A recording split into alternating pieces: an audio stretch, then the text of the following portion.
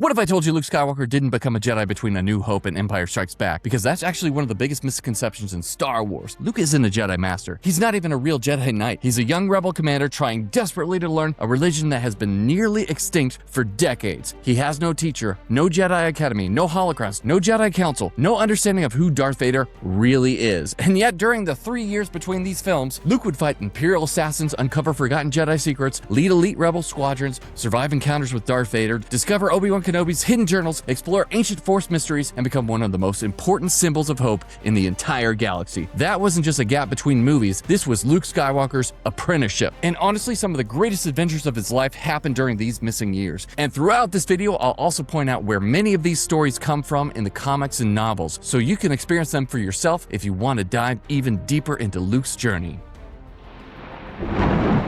This is the way. This is the way.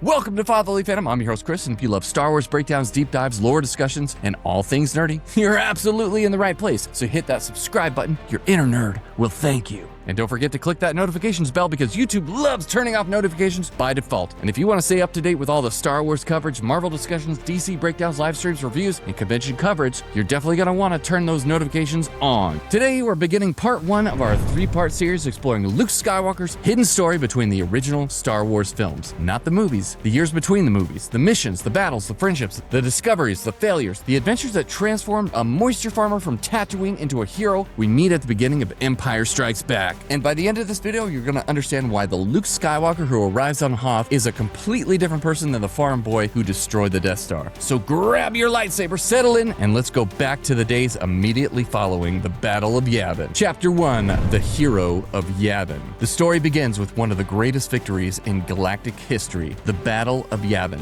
For millions across the galaxy, it seemed impossible. The Empire had built the ultimate weapon, a battle station capable of destroying entire planets, a symbol of fear designed to crush resistance forever. And then, somehow, a 19-year-old farm boy from Tatooine destroyed it. Luke Skywalker trusted the Force, fired a single shot, and changed the course of galactic history. The Death Star exploded, Grand Moff Tarkin died, the Rebel Alliance survived, and for the first time since the rise of Emperor Palpatine, hope spread across the stars. Across occupied worlds, people whispered about the victory. Across hidden rebel cells, celebrations erupted. Across the galaxy, citizens became daring to believe that maybe, just maybe, the Empire wasn't invincible. And at the center of it all stood Luke Skywalker, the hero of Yavin, the pilot who made the impossible shot, the young man who became a legend overnight. But here's the part many fans never think about. The rebels knew the truth. The war wasn't over, not even close, because while Luke and his friends were receiving medals, the Empire was already preparing its response. Palpatine still ruled the galaxy. The Imperial Senate had already been dissolved. Thousands of Star Destroyers remained operational. Entire sectors remained under Imperial control. Millions of stormtroopers still enforced the Emperor's will. And somewhere out there in the darkness, Darth Vader survived. In many ways, the destruction of the Death Star made the galaxy more dangerous because now the Empire was angry, humiliated, embarrassed. The impossible had happened. A small band of rebels had exposed a weakness in Palpatine's regime, and dictators rarely respond well to humiliation. And for the Rebel Alliance, the victory at Yavin came with a terrifying realization. They had painted a target on their backs. The Empire would not ignore this defeat, and the Empire would absolutely not allow it to happen again. The celebrations on Yavin 4 didn't last long. Alliance leaders immediately began discussing evacuation plans, new bases, new supply routes, new hiding places, because everyone understood the Empire would come looking, and when they did, Yavin would become a graveyard. For Luke, this was a difficult lesson because until now, his journey had felt almost like an adventure. Leave Tatooine, rescue a princess, fight the Empire, destroy the Death Star, save the day.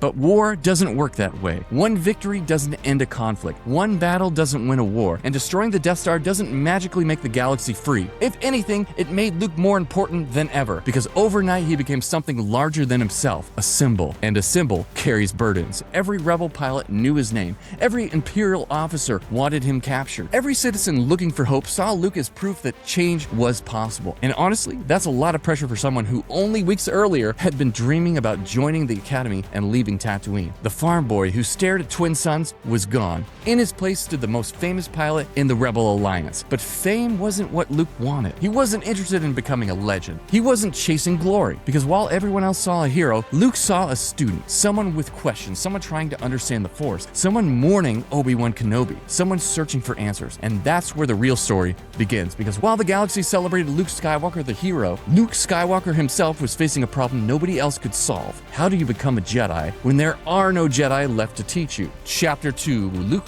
has no teacher. For most of Star Wars history, becoming a Jedi followed a familiar path. Younglings had teachers, Padawans had masters. Generations passed knowledge to the next generation. The Jedi Order was built on mentorship, guidance, tradition, and thousands of years of accumulated wisdom. Luke Skywalker's journey would be nothing like that, because after the Battle of Yavin, Luke discovers a difficult truth. Obi-Wan is gone. The man who introduced him to the Force. The man who gave him his father's lightsaber. The man who showed him that there was something larger than Tatooine. Gone. And Yoda?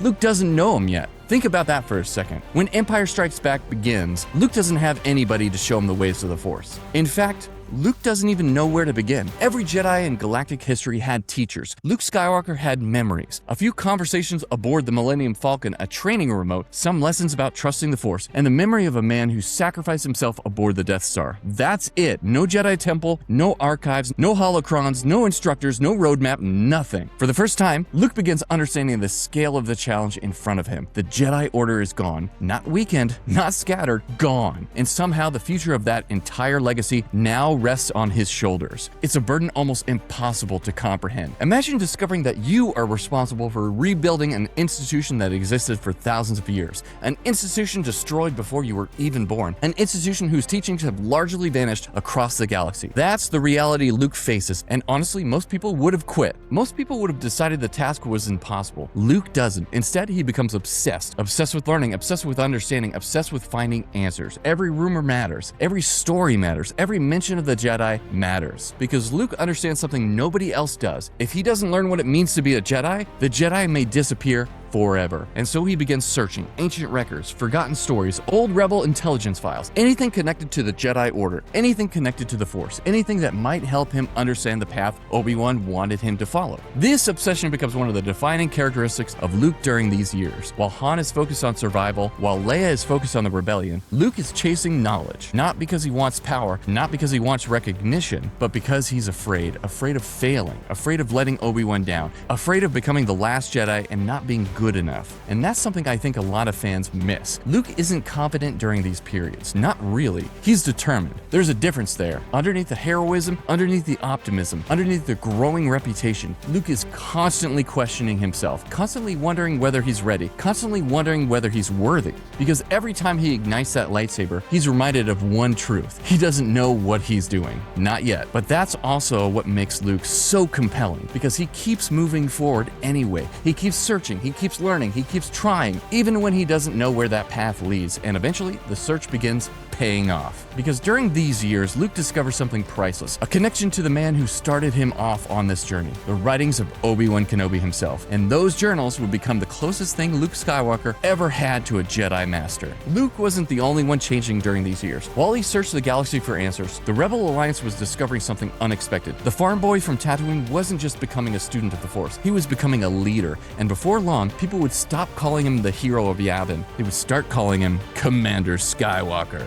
Chapter 3, Commander Skywalker. It's easy to look at Luke Skywalker after the Battle of Yavin and assume his future was already decided. After all, he destroyed the Death Star, saved the Rebel Alliance, became the most famous pilot in the galaxy overnight. Surely his reputation alone was enough to make him a leader, but that's not how the rebellion worked. The Alliance couldn't afford celebrity commanders. It needed people who could get the job done, and over the next 3 years, Luke would prove again and again that he was far more than the Hero of Yavin. Because while the galaxy celebrated his victory, Luke went back to work, mission after mission, convoy escorts, reconnaissance flights, supply runs, search and rescue operations, dangerous assignments deep inside Imperial-controlled territory. The glamorous part of Luke's story ended with the Death Star. Everything after that was earned, and honestly, this is one of the most overlooked parts of Luke's journey. Most fans think of Luke Skywalker as a Jedi, but before he became a Jedi Knight, he became a military leader, a combat veteran, a commander, someone responsible not only for his survival, but for the lives of others. And that changes a person, because leadership isn't about being the best pilot. It's about making decisions when lives are on the line. It's about taking responsibility when things go wrong. It's about earning trust. And Luke ends up earning that trust one mission at a time. The rebels quickly discover something special about him. Not just his flying ability, not just his connection to the Force, his willingness to put others first. Again and again, he risks his own safety to help fellow rebels. He refuses to leave people behind. The qualities that would eventually make him a great Jedi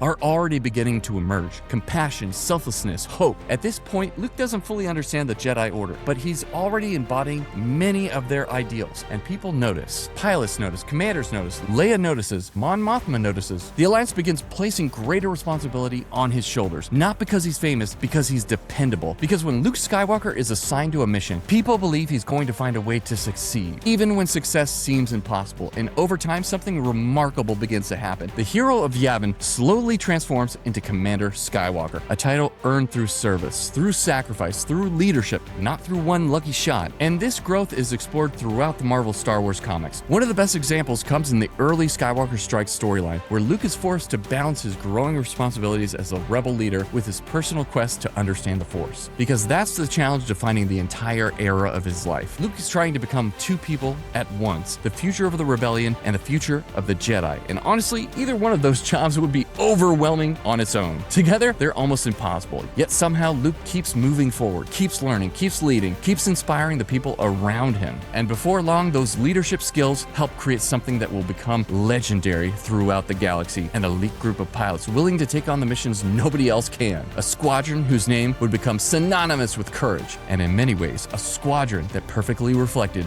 Luke Skywalker himself. Rogue Squadron. Before we continue, think about how incredible Luke's situation really is. He's 19 years old, fighting a galactic war, trying to rebuild an extinct religion, learning to use the Force, and somehow finding time to lead other people through all of it. Most people would have collapsed under the pressure. Luke Skywalker kept moving forward, and that's exactly why the Alliance trusted him with something extraordinary. Because the next chapter of his journey wouldn't just shape his future, it would help create one of the most legendary military units in Star Wars history.